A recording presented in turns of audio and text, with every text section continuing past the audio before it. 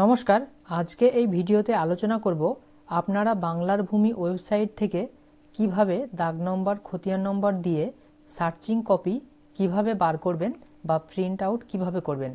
তাই আমি এই ভিডিওতে দেখানোর চেষ্টা করব, তাই ভিডিওটি পুরো দেখতে থাকুন। চলুন বন্ধুরা ভিডিওতে আসা যাক। আপনারা সর্বপ্রথম বাংলার ভূমি ওয়েবসাইটটিকে ওপেন করে নেবেন এবং লগইন করে নেবেন।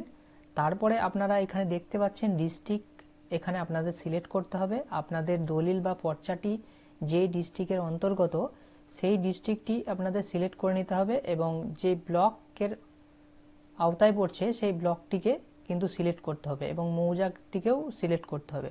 তারপরে এখানে দেখতে পাচ্ছেন আপনারা খতিয়ান নম্বর দিয়েও এটা সার্চ করতে পারেন অথবা দাগ নম্বর দিয়েও সার্চ করতে পারেন। যদি দাগ নম্বর দিয়ে যদি সার্চ করেন তাহলে এখানে দাগ নম্বরে এখানে ক্লিক করে এখানে দাগ নম্বরটি দিয়ে তারপরে ক্যাপচার দিয়ে ভিউ অপশানে আপনারা ক্লিক করবেন।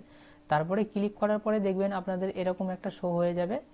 তারপরে এই পেজটিকে আপনারা কিভাবে সেভ করবেন, এটা সেভ করার জন্য এখানে এই 3 ডট আছে, এখানে আপনাদের ক্লিক করতে হবে। সেভ পেজ অ্যাজ, এখানে আপনাদের ক্লিক করতে হবে। তারপরে এখানে কিন্তু আপনাদের এখানে সেভ করে নিতে হবে পেজটিকে। আমি সেভ করে নিয়েছি। এরপরে আমি মাইক্রোসফট অফিস এটাকে আমি ওপেন করে নিচ্ছি। তারপরে এখানে দেখতে পাচ্ছেন এইখানে ক্লিক করে এখানে ওপেন করে যে সার্চিং কপিটি ডাউনলোড করা রয়েছে সেইটিকে কিন্তু ওপেন করে নিতে হবে এবং আমি একটি ফোল্ডারে ওটাকে রেখেছি, তাই আমি ওখান থেকে কিন্তু ওপেন করে নিচ্ছি। আপনারা দেখতে পাচ্ছেন ওপেন হয়ে গেছে, কিন্তু এই অবস্থায় যদি প্রিন্ট আউট বার করি কিন্তু তাহলে কিন্তু অনেকগুলো পেজ কিন্তু এই মুহূর্তে বেরিয়ে যাবে।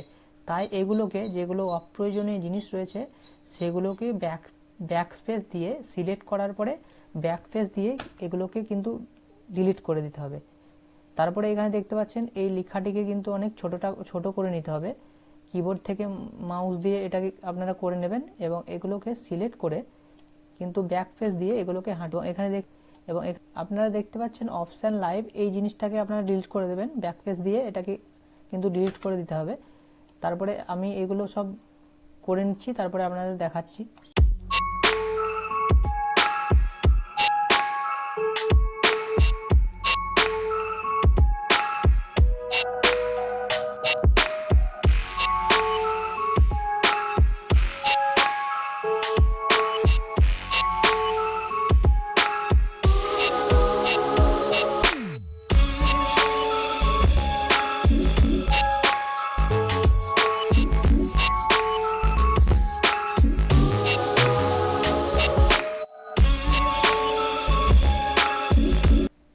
আপনারা এখানে দেখতে পাচ্ছেন যে অপ্রয়োজনীয় জিনিসগুলো ছিল এখানে এই পেজের মধ্যে, আমি ওগুলোকে কিন্তু ব্যাক পেজ দিয়ে আমি ওগুলোকে ডিলিট করে দিয়েছি।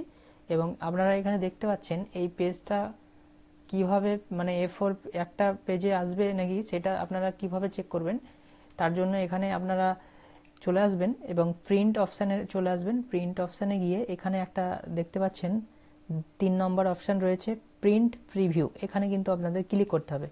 এখানে ক্লিক করার পরে আপনারা এখানে দেখতে পাচ্ছেন এটা কিন্তু দুটো পেজে চলে আসছে, হ্যাঁ, এবং লেখাগুলো কিন্তু অনেক বড় বড় লেখা দেখাচ্ছে, তাই এটাকে আপনারা কিন্তু ছোট করে নেবেন। এখানে কন্ট্রোল আর এ প্রেস করে সিলেক্ট করে নেবেন। তারপরে এখানে আপনারা হোমে চলে আসবেন এবং এইখানে এই অপশানটাতে ক্লিক করবেন এবং আপনারা এখানে এই সাইজটাকে ছোট্ট করে নেবেন, এই 8 নম্বর সাইজ করে নেবেন।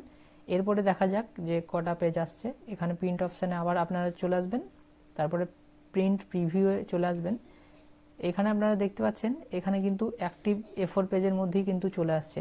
পরে আপনারা এখানে প্রিন্ট অপশানে ক্লিক করবেন, তারপরে এখানে আপনারা এটা প্রিন্ট আউট করে নিতে পারবেন। এটা কিন্তু একটা A4 পেজই চলে আসবে। বন্ধুরা, এই ছিল আজকের ভিডিওটি যদি আপনাদের গুরুত্বপূর্ণ মনে হয় তাহলে চ্যানেলটিকে সাবস্ক্রাইব করে অল নোটিফিকেশন অন করতে ভুলবেন। বন্ধুরা, এই ছিল আজকের ভিডিওটি প্রথম থেকে শেষ পর্যন্ত দেখার জন্য আপনাদের অসংখ্য ধন্যবাদ জানাই।